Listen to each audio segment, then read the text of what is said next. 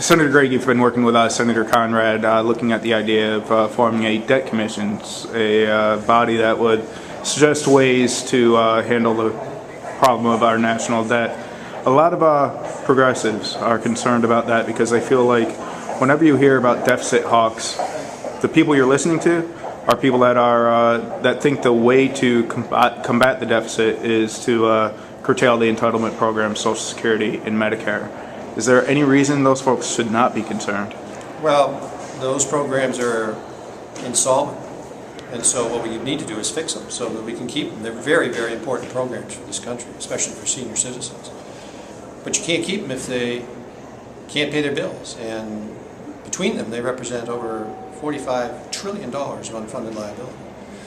So there are ways to fix these programs, especially Social Security, that will not impact seniors and will have a positive impact on the actuarial soundness of the programs. It is ironic, I must say, that folks on the left, progressives, are attacking this, but I'm getting attacked on the right by people like the taxpayers groups, because they're afraid we're Club for Growth. Grover Norquist's group, whatever their name is, but they're concerned this commission will raise taxes. So maybe we're in the right place. You know, we're putting everything on the table. We're going to bring to play really good people who are concerned about making sure we do this right. And we got to do something about this, because otherwise we pass our kids a country they can't afford. Well, too much debt. One more point that the left is making here is that Ronald Reagan doubled the Social Security tax, and that was supposed to fix the long-term funding of Social Security. But then what ended up happening was, because of that doubling in the Social Security tax, the federal government started running a surplus.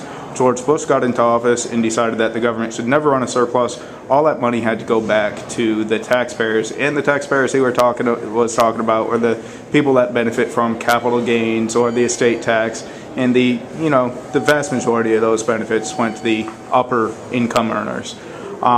So essentially the idea is that we broke Social Security again so that we could give tax cuts to the rich. Do you think that if we end up doing any kind of revenue generation, we might claw back some of those refunds that they got at the expense of Social Security? Well, first off, I don't accept your premise. Where is it wrong? What happened in 1983 was there was a commission headed up by Alan Greenspan, which had the two key players were Tip O'Neill and Bob Dole, and they reached an agreement on solvency for Social Security, and it lasted. It worked. It worked for almost since 1983, it went to almost 30 years.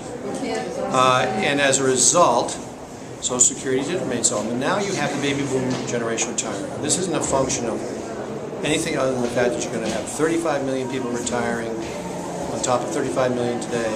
You're doubling the retirees. The system can't sustain itself. So we got to make these changes. What should the changes be? There are a lot of different ideas out there. Some involve tax increases, some involve adjusting COLA, some involve adjusting age of retirement, some involve just adjusting bend points, which is basically means testing. They can be done if we can get consensus around the way to do it, and that's why the commission is such a good idea. Senator, I don't want to take up too much of your time, but we'll continue. Thanks.